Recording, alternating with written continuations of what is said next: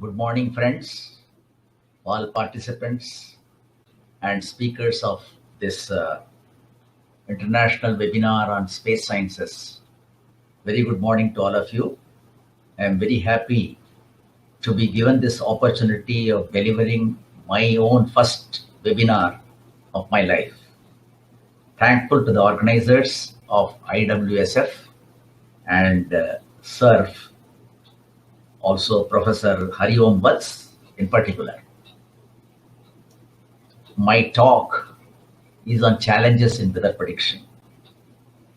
We will discuss today mainly this topic from the standpoint of Indian summer monsoon. This year's summer southwest monsoon has already hit Andaman Islands in the Bay of Bengal and is to start with a bang over southern tip of India, Kerala, by the end of this month.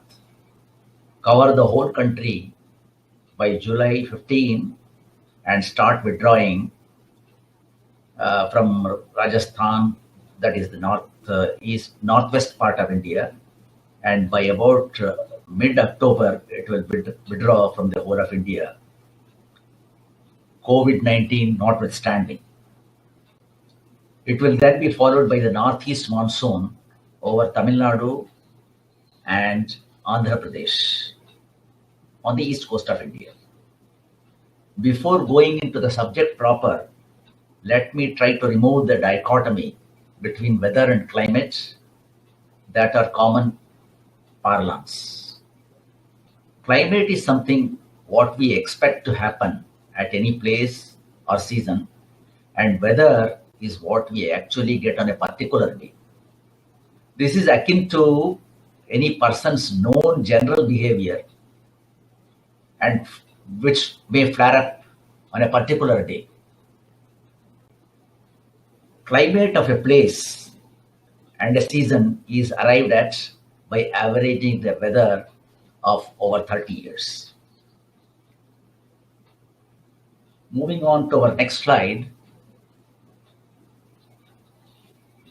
As I said, we will be discussing the challenges in weather prediction from the standpoint of Indian southwest monsoon rainfall, in particular, ISMR to be abbreviated. I have divided my talk into two parts.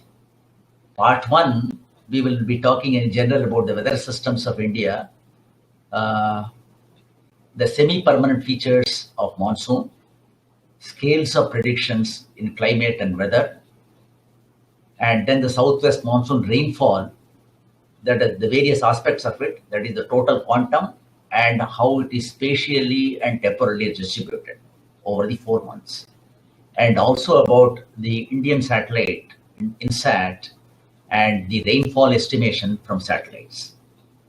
And here we will be discussing a new aspect, that is the temporal indices of monsoon, spatio-temporal indices of monsoon, besides the quantum aspects of monsoon.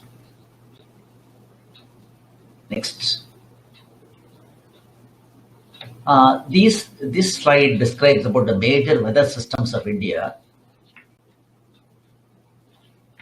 Here we have basically what we are going to discuss today is the southwest monsoon, which lasts between May and mid-October, and then the tropical cyclones and northeast monsoon between mid-October and end of December, and western disturbance in the northern parts of India, which travel from Mediterranean in the Europe to the east parts of India over the Himalayan ranges and towards the east, China, etc.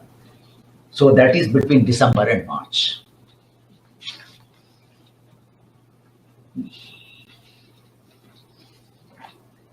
As I said, we shall talk mainly considering southwest monsoon phenomena during this talk, which is the lifeline for India and a large part of Southeast Asia. Monsoon has been considered traditionally as a giant sea breeze, commonly experienced at coastal stations. Cold air blowing towards the land, that is, which is a low pressure area when it is hot, from the sea, that is the high pressure zone, during the daytime, from late afternoon and in the reverse direction after around midnight at night time. This is because land heats up and cools faster compared to the sea and water bodies, because the specific heats of water is the highest and land comparatively much about an order less. Oceans play a very major role in the weather and climate. They provide a large amount of water vapor. These are transported from the oceanic regions to over land horizontally and through convection to the vertical layers of the atmosphere. The water vapor, when they go up to colder parts of the atmosphere, they condense to give rain, and in that process release the latent heat. Thus, we can say that the water vapor transport heat and energy horizontally and vertically.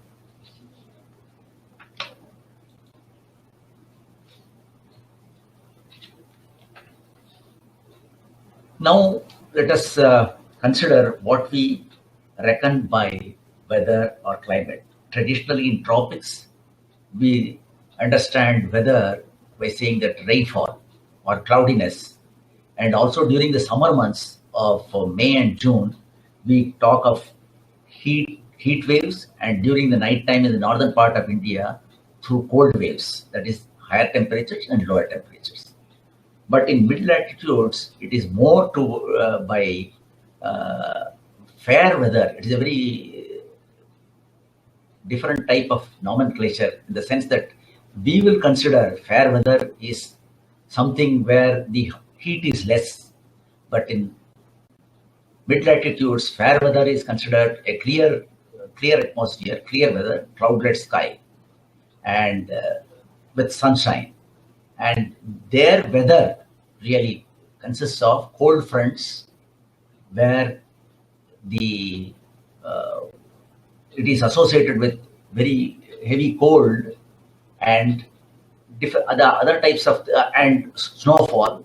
And later during the July-August periods, when it is between the transition of season, we have tornadoes which destroy a lot during in the land regions.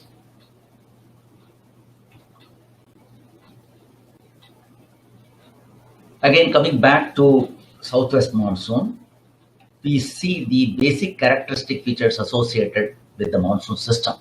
That is, when monsoon gets established over the country, say for example, by about mid-July or something, these are the basic 6 features, and this is the 7th features. I will talk about it a little.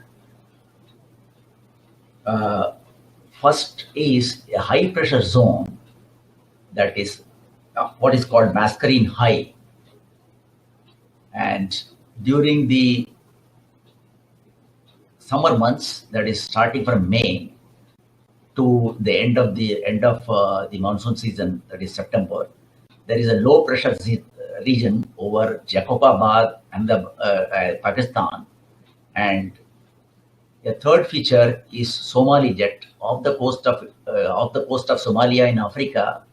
There is a very strong wind at the lower regions of the atmosphere, that is about 1 to 2 kilometers, which is called Somali jet. And the fourth feature is Tibetan high, that is high pressure region. And so it is associated with an anticyclone, which is about at a height of about 5 kilometers. Then this is what is the fifth aspect, that is called monsoon trough. Monsoon trough is a low pressure, extended low pressure area along the starting from Jacobabad right into the Bay of Bengal, dipping into, in fact, the bay, that is just below West Bengal. And then a 6th one is the tropical easterly jet, that is flowing around 10 to 12 kilometers at an altitude of about 10 to 12 kilometers. And a seventh feature, which we have tried to introduce, this is what is called monsoon low-level inversion. That is, normally the temperature in the atmosphere from surface to about 15, 16 kilometers, it decreases with height. As we go up, it decreases with height. But in this region, there is an inversion between about 1 to 2 kilometers, Almost it is persistent throughout the monsoon. That is between about May to end of September, it persists. And this has been studied extensively by us at the SRM University.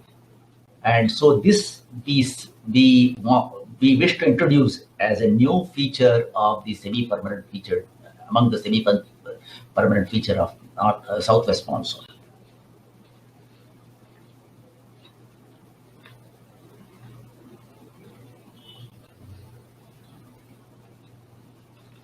Okay, this is to bring in some variety to the talk. I have introduced this sources of monsoon variability. As you all probably know, the story of an elephant, the description of an elephant by five blind men, each of them holding one part of it and describing it in his own way. So this is the monsoon system, such a big, gigantic system covering almost half part of the globe. So each is describing in his own way. It is being influenced by the temperatures over the Indian Ocean, also by the equatorial Pacific, North Atlantic, and also by the snow cover and the land process. So there are many phenomena that are acting to influence the monsoon and its variability.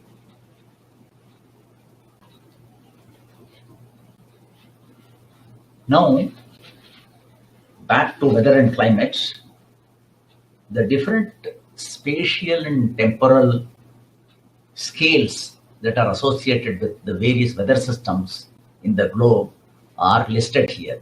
So I have tried to tell here the correspondence between the physical processes associated with it and the actual phenomena that occurs and the scales associated with it. So I will come to this part a little later. So in the weather parlance, we have what is called nowcasting. That is, we tell about what is the present weather and what it is in the very short range. That is about 3 hours or something. So this is more useful for aviation, tourism, etc. So this is for about 3 hours forecast. Then we have short range forecast for about 1 to 2 days, where it is for the flood warning, cyclone, etc. So this is used for that purpose. And then we have got the medium range forecast, medium range of weather, where we will not talk about this physical processes associated with it because it is slightly involved. We will skip this. And this is associated, this medium range forecast or medium range weather prediction is associated with western disturbances and also about monsoon. Monsoon forecast, monsoon prediction is in different ranges, from short range to medium range to long range or extended range. So here also in the medium range for about up to 2 weeks, we have these events that is western disturbances and monsoon. So these are basically in the modeling parlance, that is for predicting. If you know the initial conditions well, you can predict to an extent of about 1 to 2 weeks. Then this is what is called 2 weeks is called the limit of deterministic predictability. So what you can say is that about at this place and at this time, what is likely to the weather. That type of predictability, that type of prediction can be made. The limit has been shown to be about 2 weeks. That is extreme limit, which is covered in the second part of the lecture. So then again, coming to the other scales, the extended range, that is 15 to 30 days, which are associated with the monsoon rainfall at the regional scale and the national scale. These are And then long range forecast, which are seasonal, which is one of the main aspects that we will be covering today. So it is at the national scale. So this comes under the climate regime, and the previous ones that we were talking was in the weather regime, that is the shorter range forecast. And then climate, which is much larger time scale into the years, it runs into years. And then paleoclimate, which runs to hundreds of years. So very past climates if you try to study. So this in general discusses about the scales associated with the different weather and climate systems.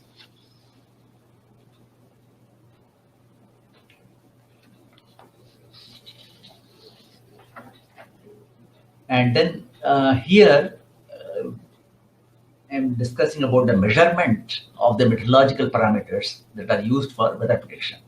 So what are the parameters that one measures is the surface winds and at various levels of the atmosphere, the temperature, humidity, rainfall amount, cloudiness, etc.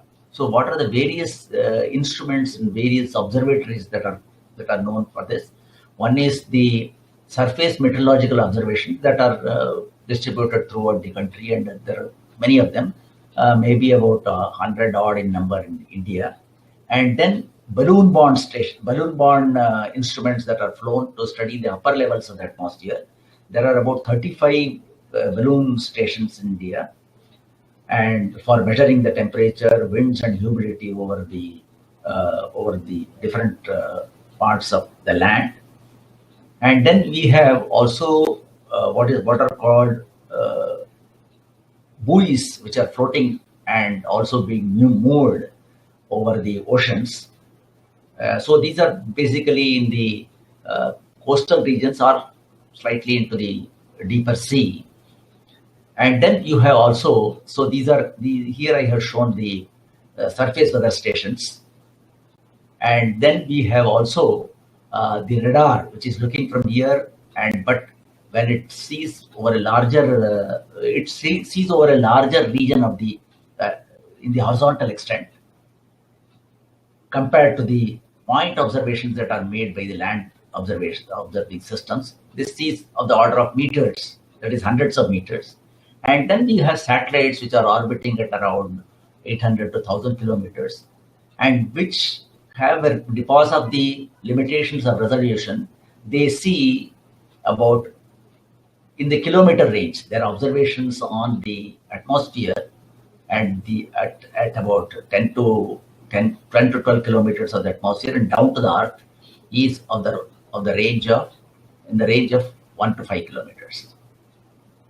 So we see that land stations, radar, and satellite are seeing in different scales. So a straight comparison between the three is not possible. So you have to have very suitable objective methods to compare the observations between one to the other and incorporate all of them into your understanding of the weather phenomena.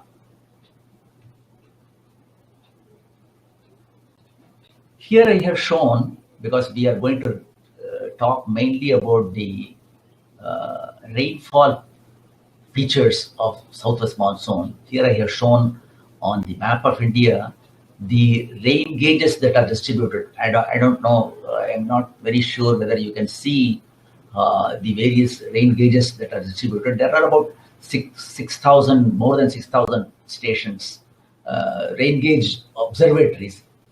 Some of the rain gauge observatories are not in the purview of the India Meteorological Department. They are even maintained by the state government and also by the private bodies.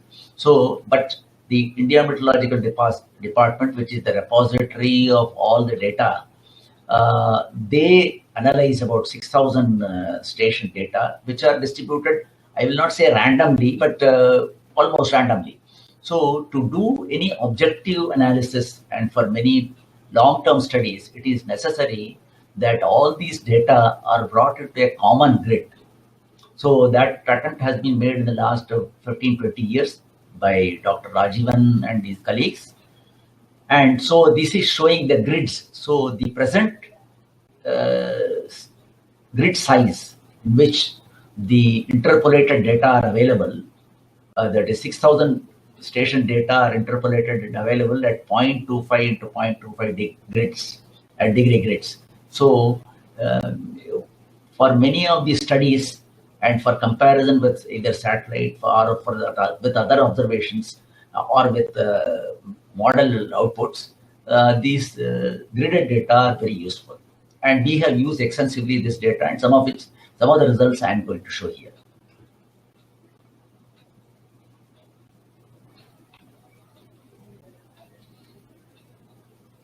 Based on the rainfall data that are available, so the country has been divided into some homogeneous zones. That is where the rainfall pattern is nearly similar. So there are northwest India, west central India, central northeast India, and northeast India, and the peninsular India. So these are the 5 major homogeneous zones in which India is divided, and most of the forecasts are climatic type of, our seasonal forecasts are based on, are made on for these 5 zones.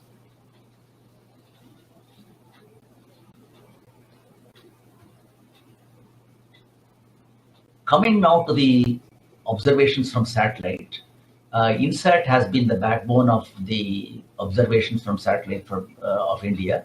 So we have presently the INSAT 3D operational. This is the geostationary satellite that is at around 36,000. It sees the same area, so it sees so much of area over this thing, which has a circular radius of about 40 degrees. And so this is located at this around 75 degrees longitude over the equator, and it covers plus minus 40 degrees latitude from that place.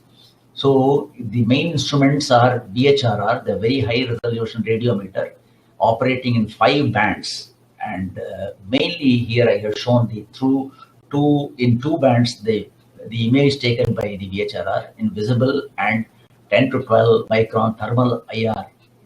And it has also a new instrument, that is the 25 channel infrared sounder for making temperature measurement, temperature humidity profile measurements of the atmosphere.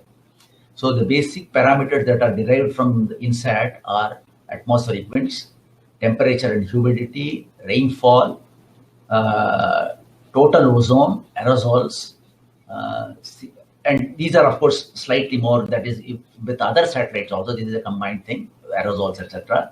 Sea surface temperature, sea surface winds, and soil moisture, etc., etc. So satellite basically does not give the parameters directly. It measures basically the radiances, which are converted to temperatures and other physical parameters using the Planck's law.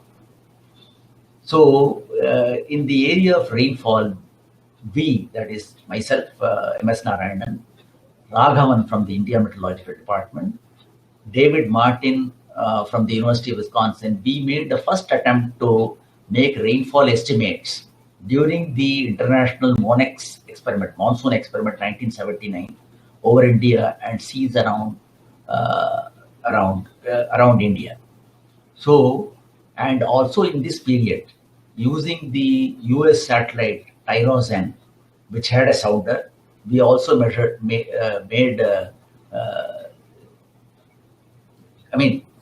we showed that the Arabian Sea low-level inversion, about which I was talking, the 7th parameter of low-level inversion for monsoon characteristics. So that was shown that it can be measured it can be seen from the satellite. So it was shown by us.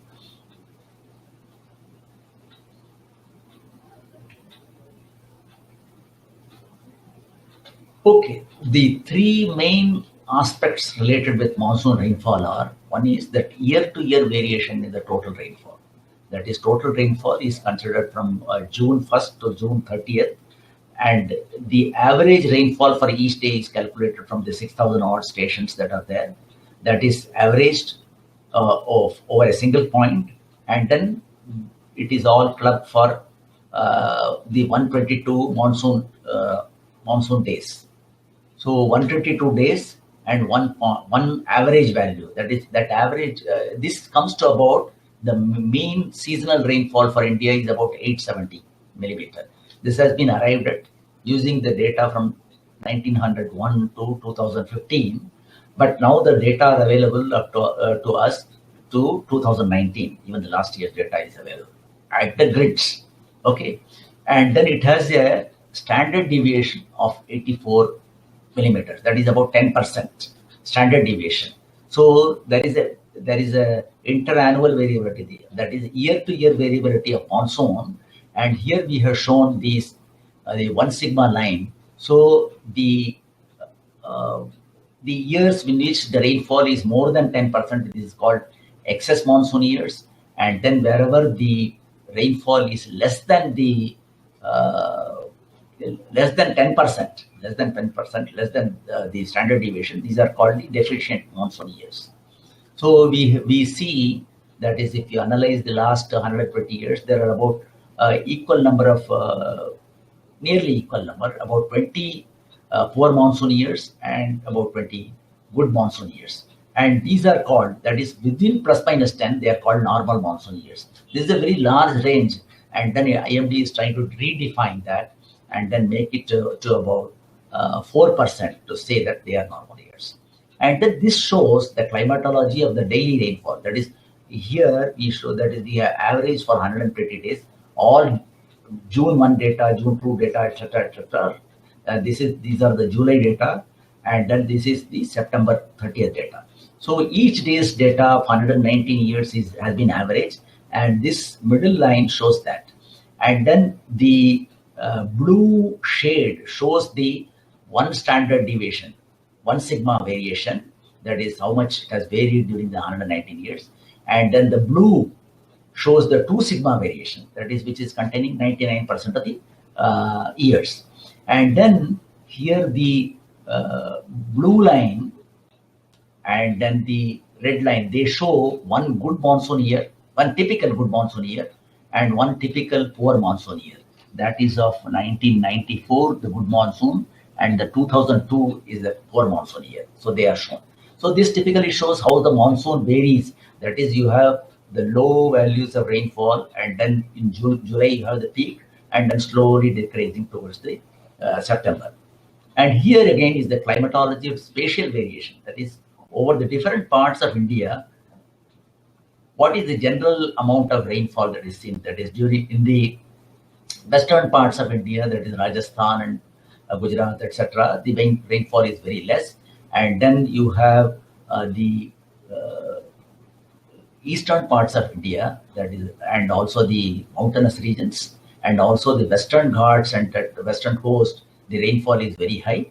And rest of India, it is on an average. So all these values are averaged to give one particular value, one single value for each day. And so that integrated over the 122 days of the monsoon is called the mean monsoon, the seasonal monsoon.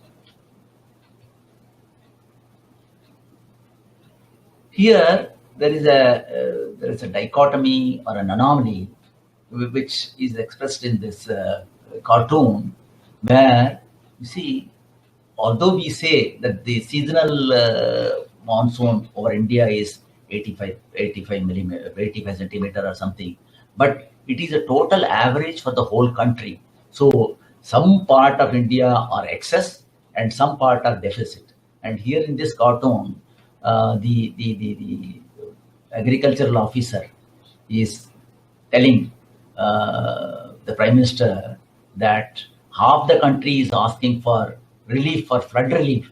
They are asking for flood relief, and half the country is asking for deficit, that is the drought relief. But on the whole, the country is called normal. So this is really a dichotomy, saying that the distribution, so it is very important that the distribution of monsoon in the whole country at different places, that also be considered for describing the monsoon, as also its spatial distribution. Some parts are this thing, and also due for the agricultural operations, the distribution over in June, July, August, September, etc., also very important. Many times it has happened that in the initial part there is no rain, and towards the later part of the season you have lot of rain, and then it makes up for the whole season. So it is important not only that we talk about the total seasonal rainfall, but also about the distribution and distribution in space and time of the monsoon rainfall. This is shown in our next slide. Okay, this we can skip. Okay, this is shown in this slide where we have derived some 3 indices which are describing the quantum, that is the total rainfall, and the temporal index, temporal behavior, and the spatial behavior of monsoon. And through some indices using the gridded data, we have derived these indices. I am not going to those details, but the point that I wanted to make is the phase of the these 3 indices are nearly same during the poor monsoon years, but they seem to be there is some signal for it in the spatial variation which are shown here. So they are not in phase. At many times they are out of phase. So this is the feature that we would like to exploit, and in our prediction we suggest that this aspect of spatial and temporal indices should also be included to analyze the monsoon. So based on our own studies and using the data, past data of total rainfall for the 119 years, and based on the AI approach, already that is artificial intelligence, artificial neural network approach, we have used all these data to predict what is likely to be the 2020 monsoon. So our forecast, according to our forecast, the total rainfall will be about 3% less than the mean. Mean is about 87 centimeter, I have told.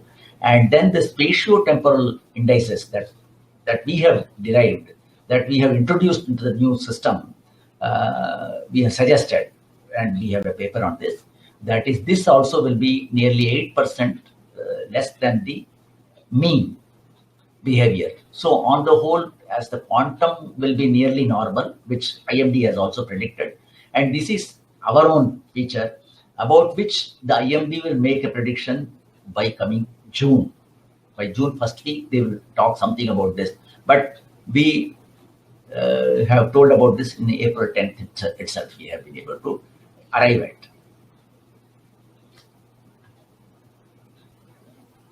So this was the end of our part 1. Just to recapitulate what we have talked about. I have talked about the weather systems in India, the semi-permanent features of monsoon, where we have introduced a new feature that is about the low-level Western Arabian Sea low-level inversion, and then about INSAT and its various parameters that can be estimated from it, and then the Indian summer monsoon rainfall, its interannual variability and intra-seasonal variability. Intra-seasonal is within the season. So, and also about the 3 indices, that is the total, spatial, and temporal indices. Now we go into the second part, which is related with predictability. The main topic was the challenges in weather prediction. So this is the part that we will be focusing now on. In this section, we will see some aspects related with forecasting of the weather phenomena. These are the broad topics I will talk about, that is prediction equations, but I will not go into the details, nor will I threaten you with some big equations.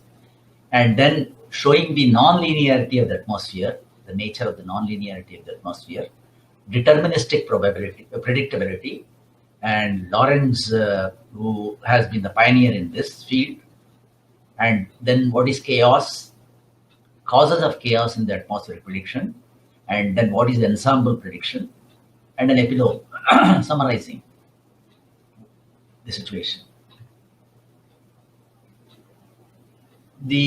Traditionally the weather prediction, always there has been an attempt to predict the weather, and there are many folklores that you all must be familiar with. And then, in fact, to tell one folklore in Tamil, my own mother tongue, that is, Nallar Oruvar Ularel, Avar Borutta Ellarkum Peyyum Mazhai.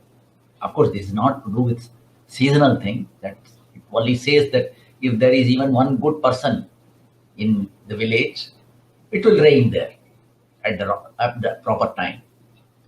Anyway, there are folklores like this in all the languages. And then the other method of prediction is very commonly used, that is climatology and persistence. That is, what has been the previous climate of that place has been, and how it has behaved in the last few days. That is persistence. So based on this, we can say that, okay, it will behave almost like this. This is more often used in the prediction of cyclone movements, as we will see later. And then another is statistical and parametric methods. As I had seen one of the slides in part 1, that the monsoon is influenced by various global parameters and also some other parameters which are more local. So all these things put together are the different parameters. So they are put into a parametric equation, that is the empirical form, and then we have thus the parametric methods. Using the past data, the empirical equations have been set up. And also some statistical methods. One of them is based on chaos also, that is using the 120 years of data that has already been presented to you, using that and some chaos methods to say the attractor dimension and try to predict the next year's monsoon. We have adopted one artificial intelligence come artificial neural network method to predict this year's monsoon, which was shown in part 1. And then you have the dynamical methods, which are incorporating really the basic scientific, basic physics equations of the atmosphere, and then the various forces that are acting, incorporating all those things and predicting the behavior. So we have the basic equations, which I will just, next slide will show that. And then based on this, the numerical weather prediction, that also we will talk in the next slide. And then ensemble methods. Ensemble is a conglomeration of various methods.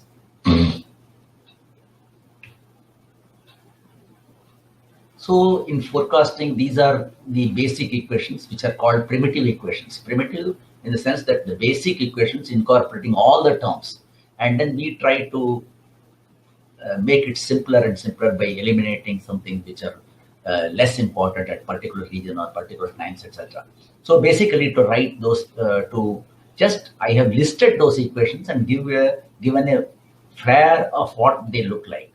So basically we have the second law of motion, two momentum equations for the horizontal component of two velocities towards the eastern direction and towards the north-south and east-west, which are called meridional, that is north-south, and then zonal, that is east-west component of velocities. So we have the Newton's second law, that is force equal to mass into acceleration.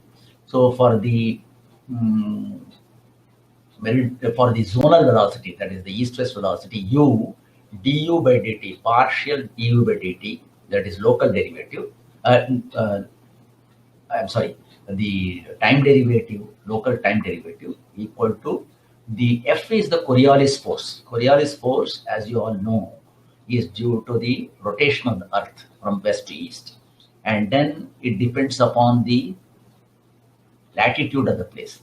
It is almost zero. It is zero at the equator and goes on increasing. And then at the poles, it is the maximum. So they are very influential at the mid latitudes, mid and higher latitudes. And then you have the here the u du by dx, that is u is the main is the zonal component of velocity, and then the gradient of this wind along the two directions, and then etc. other terms related with this, and then the frictional term. Then the hydrostatic equation, hydrostatic equilibrium, what is called, for the vertical component of velocity, This is balanced almost by the vertical gradient of the pressure.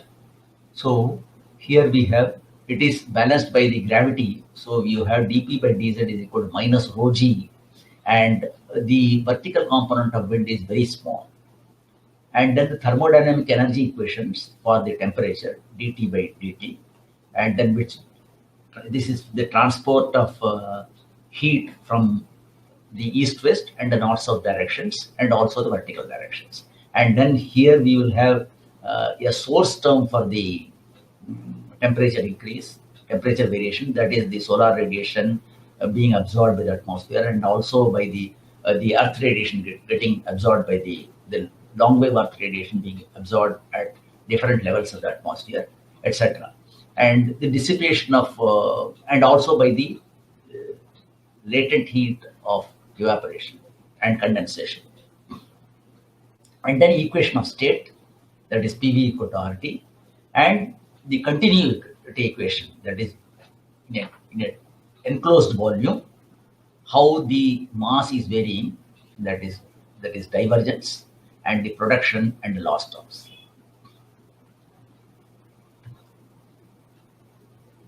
You would have seen, that is, I will just go back to the previous slide to show that the Newton's second law in the case of atmosphere, this is a non-linear equation. That is, it is involving u du by dx.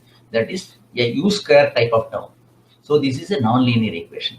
A little to make it more clear, you are aware of what are linear and non-linear equations. A linear equation is something like ax plus b equal to c. That is the equation of a straight line. And from this you can find out what is the value of x. And a non-linear equation, on the other hand, is involving the higher powers of x. That is, the very well-known equation is ax square plus bx plus c equal to 0, where x has two roots, but there are different roots. So it has an analytical solution. So you have x equal to, in terms of b and c, it can be defined. Two roots are there. But however, an equation of this type, or even of second order, but involving more terms, it may be difficult to have an analytical solution. So they have to be solved only by numerical methods, by writing in terms of the difference equations. Various differencing techniques are there to make the difference equation from the differential equation, if it is a differential equation. And then you start with the basic state, that is at time t equal to 0, that is in the case of atmosphere. If you know the initial state of the atmosphere, then you can go on predicting time. But you have a problem when it comes to nonlinear equations. It is not that easy that it is, what happens, let us see. Here I have linear equation xt plus 1 equal to 2xt minus 1, and a nonlinear equation where xt plus 1 equal to 2xt square minus 1. So this is nonlinear. This is a fairly simple equations, and where I am trying to predict for t plus 1, that is next time step, using the previous time step. So I take three different values of x0, that is starting time. And sorry, this has not come out very well. So these are differing only in the fifth decimal place. They are differing only in the fifth decimal place, 0.75999 or something like that. So, and you see that if I integrate it for subsequent times, even 20, 30 time steps, they follow each other very closely. That is, it is impossible to find out much difference. The initial difference continues to be there. So this is what is the characteristic of a linear equation. But however, in this case, when we try to integrate it, so for about 10-15 steps, they follow each other very closely. Then the divergence starts taking place. You see, after about 20-30 steps, they are totally different. The three states, the three prediction values are totally different, although the initial value was different only in the fifth decimal place. So this is a very characteristic of the nonlinear equations. And if the nonlinearity is more, then the divergence starts much earlier. So this is the case in case of the Earth's atmosphere. So this feature was discovered by Lawrence, the work of Lawrence, that is through his classical papers of 1963, 1965, 1906, demonstrated that the atmosphere is a chaotic system. What we will see what is chaotic, in which small differences in the initial conditions. Okay, small differences in the initial condition. I would like to underline this point. Well within the observational error. Yes, observational errors of the atmosphere, what we make through various instruments and through final analysis and then objective analysis, combine all the observations. So we produce an initial condition to integrate our equations. So even within the observational error, that is of the order of, say, as I told in the previous case, the fifth decimal place, there is a difference, can have a large impact on the forecasts, particularly for longer range forecasts. So as I said, for 2-3 days, probably it may not make much difference. But when you go to for longer time periods, they diverge very. The initial conditions, if there is a small difference, they give totally different solutions.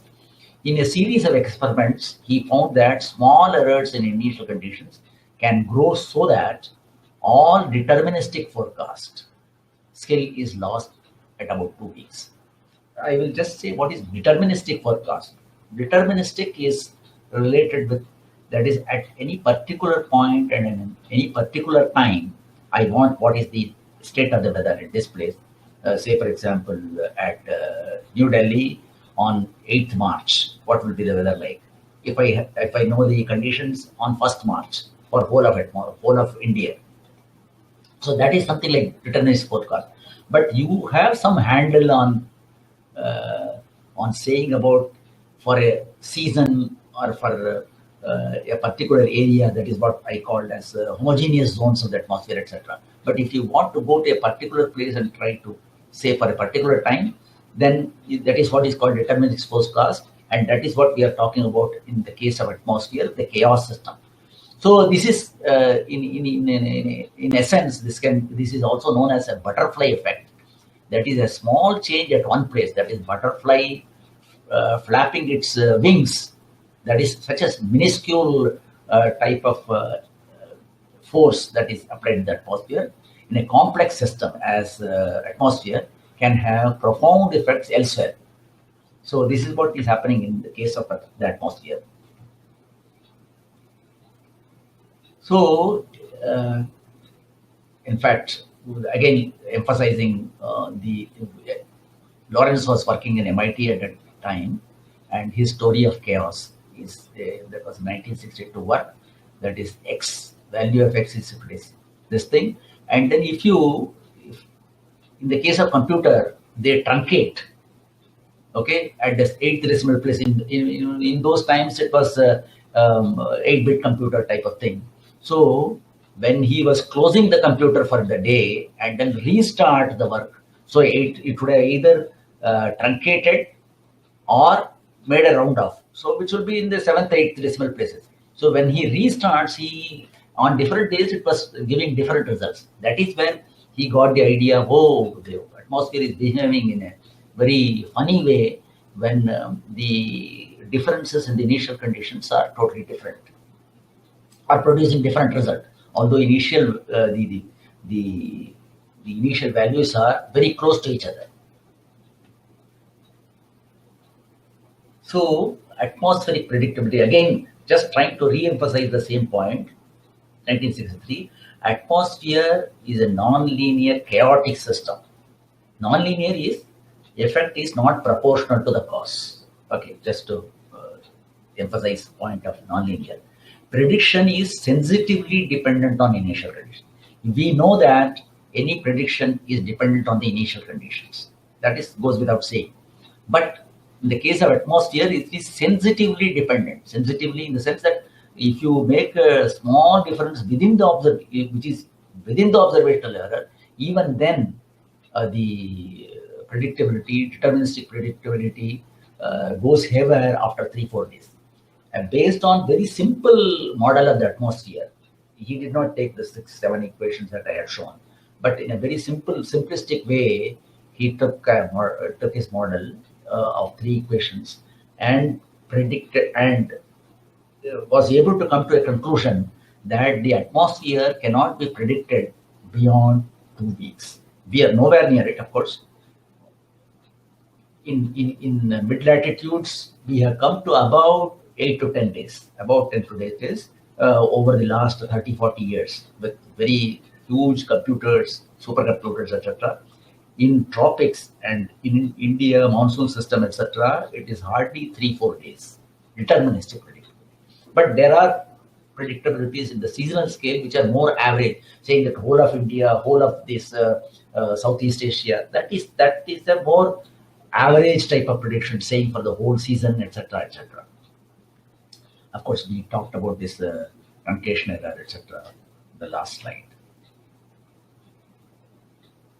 So I think I will just dwell a little bit on between chaos and random. Chaos is not random, which I think probably in the last slide I will talk about it. Chaos has, as we said, in the atmosphere, there are predictive equations are there. It is not that it is coming out of nowhere. They're predictive equations, but they become very random, which is called chaotic, because initially they started with a set of scientific equations. Okay, here this is showing the same thing in a different way. That is, if we go start from nearly initial conditions which are very near to each other, how they diverge with time. So this is one thing, and this is going in a different way. So non-linear error growth and model deficiencies drive part of the forecast and true trajectories. Okay, need not go into so much detail. That is one example. Another example is that in this we take some 4 or 5 points. This is initial condition uncertainty, which is 4 or 5 points, and then you can see that each of them is going so randomly, and then finally, if we say about 5 to 10 days, if you try to see where all these final points have come, they are within this error range, forecast uncertainty, which is called the forecast uncertainty. And outside is the climatology, that is the known past climatology. If you go, that is how the weather has varied in this past. So this is the final limit. So if you go beyond this, if your predicted value is beyond this, that means that there is no use. So it has to be well within this. Then only the prediction has a value, is meaningful. This I'm illustrating through an example of a cyclone, which is in the ocean. So the initial conditions at this point are known. So this is starting from with very small initial differences. And then you can see that as the forecast goes, this is not the actual trajectory, it is all forecast. So these are all different forecasts with different initial conditions. And then you can see that at this point, the divergence is so much. Okay, this is why the forecast of cyclone hitting the land when it is made, that is landfall. So they give you big range depending upon the extreme values of this forecast. Okay, let us now see what are the sources of uncertainty in model forecasts. That is, one is that the observations are not perfect. Of course, nothing can be perfect. You try to make as error-free as possible, but there will be some observational error in any system. And then the parameterized, that is model physics, that is how every small phenomena cannot be taken into the equation. That is, say for example, the turbulence, model grid size, that is the size in which the atmosphere is divided, is of the order of 1 or 2 kilometers. So, but the turbulence, for example, sizes are of the order of few centimeters. So that cannot be readily modeled. So they are all what is called parameterized. So based on physical principles. So the parameterized physics is largely empirical, and the model coefficients may have large uncertainty. So this is another source. Third is there are some assumptions in the model to simplify the nature, that is turbulence. This leads to again uncertainty. And then you have the model numerical solution. That is because we have to solve it numerically because analytical solution is not possible. So the numerical solutions to the equations are just very accurate approximations, but not as good as analytical solutions. So these are all the causes of errors, that is initial point errors, and then how they grow with the integration and end up in a large circle of uncertainty. So it is not only that atmosphere has this chaos phenomena, it is also prevalent in economics, astrology, and politics. These are some of the other areas connected with chaos. Chaos grows out from, despite well-known formulations of the system.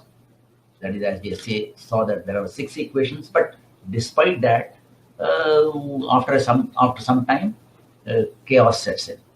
Traffic, for example, we normally say that traffic is chaotic, but I think that is not a right usage. Traffic is random, though often referred to as chaotic. No mathematical formulation of traffic is there. So that is why it should be called random rather than chaotic. So that difference is there between chaos. Random is not defined by any particular equations. There is more statistical, and then you can say that this is distributed like this. Additional remarks I would like to make, that is planetary motion, say for example of satellites and the planetary bodies, etc. They are also non-linear, but those non-linearities are very small, and many times they are reasonably well predictable. That is the planetary motion, because these are the non-linearity is very small. So many times it is neglected, and you go on predicting for some time, and then if more observations are available, you incorporate them and predict for longer and longer time. In mid-latitudes, as I again said, the problem of chaos is more prevalent in tropics, but in mid-latitudes, they are better predictable because of large Coriolis force. Because at the equator and the tropics, the Coriolis force is very small. So to balance the pressure gradient, that is the main force driving the winds, you have to have some balancing force. So that is where the nonlinearity creeps in tropics, whereas in mid-latitudes, the Coriolis force more or less balances the pressure gradient force. So the nonlinearity is comparatively less. So and just another remark that I want to make is most of the development related to computers till 1990s has been largely due to the requirements for numerical weather prediction, and the growth of computer has been largely due to the requirements of meteorology. And of course, afterwards, there have been many other requirements. So supercomputers, etc., were all the product of meteorology.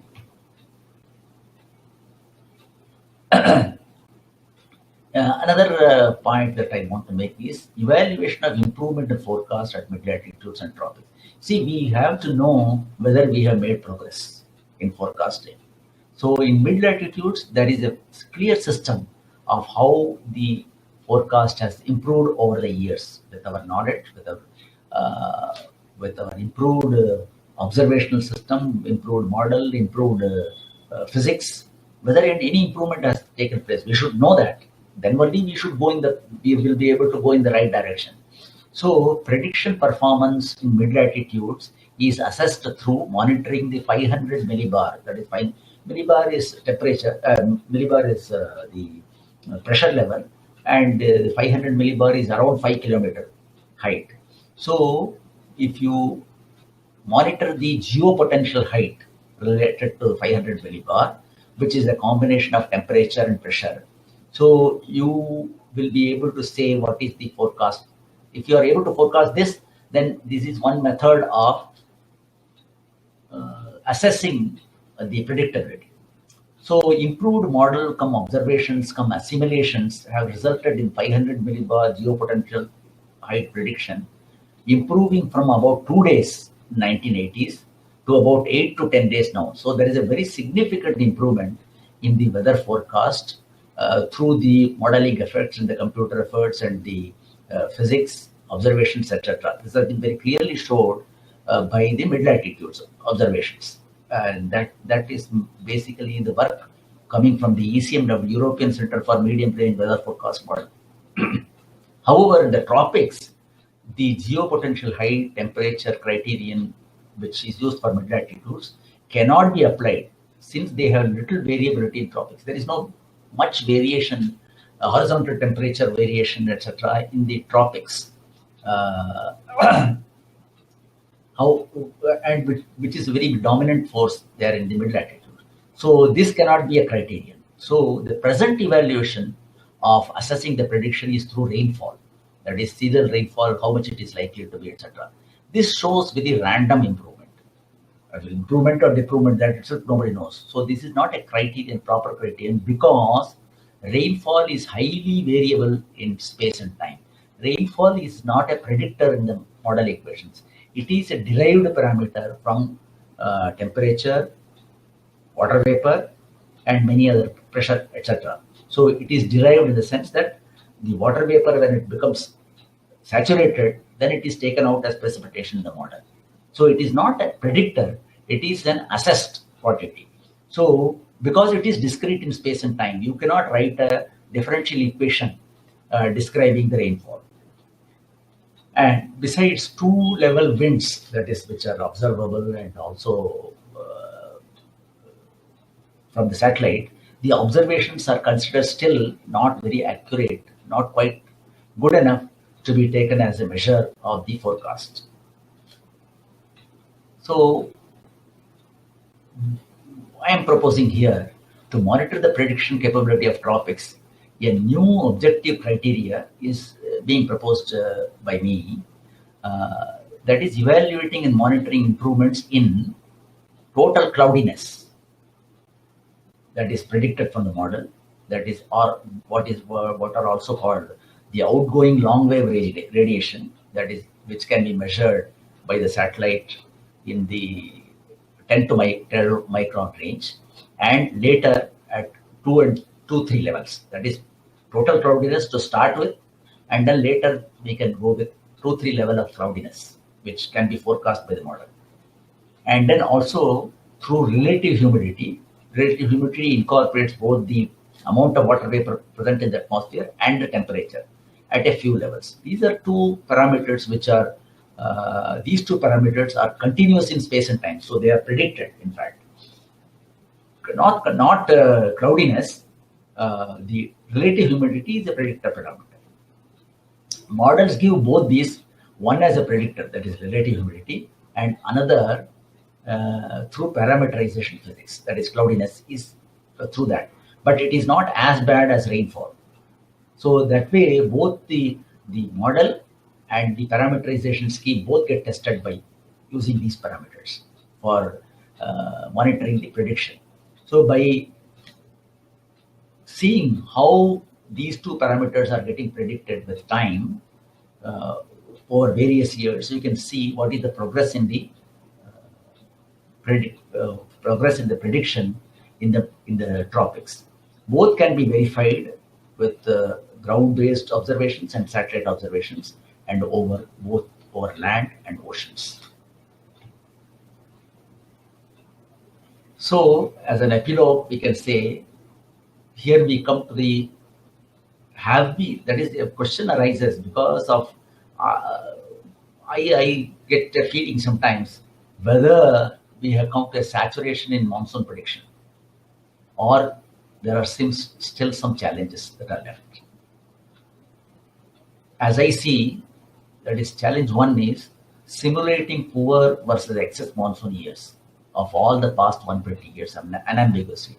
See, you may be able to, you may have failed to forecast, but Are you able to hindcast, that is, given all the conditions, that is post facto, suppose I am trying to predict 2019 monsoon, whether now in 2020, if I take the basic equations, all the data and all that, am I able to predict 2019 monsoon properly from the initial conditions, from May conditions, whether I am able to predict the whole seasonal rainfall? So this is what is called hindcasting, that is going back and predicting. So whether that you are able to do, particularly for poor and excess monsoon years. Most of the models are able to predict normal. Almost there is normal is predicted, but that also we don't know whether it will be correct or not. So past 20 cases, past 20, 15, 20 cases of excess and poor monsoon, whether they are able to reproduce them unambiguously, no. According to me, yes, that condition is not existing. We are able to simulate the monsoon in general, but not poor and excess monsoons very unambiguously. Second challenge is ensemble approaches using artificial intelligence. That is, using various models and try to see what are the good features of each model, and then incorporating them. Third is, as I said in the last slide, a criterion to evaluate quantitatively the quality of tropical forecast with time. With time means I mean year to year. So important question is whether further emphasis and investments are needed in observations, because this is also very expensive, and human resource is invested, or is it an understanding the processes to improve the model, that is the physics associated, numerics, and the parameterization processes, which is more important. So I think with that I'd like to conclude. Thank you all present for your attention. Thanks to the IWSS organizers and to Dr. Watts for this opportunity given to me. If there are any clarifications or questions, I am ready to answer them. Thank you very much.